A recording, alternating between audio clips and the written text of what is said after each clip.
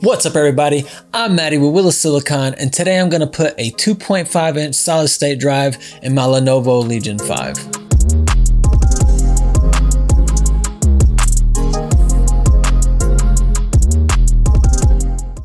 I love my Legion 5, and while it comes with a super fast 512 gigabyte NVMe solid state drive, 512 gigabytes is just not enough for me.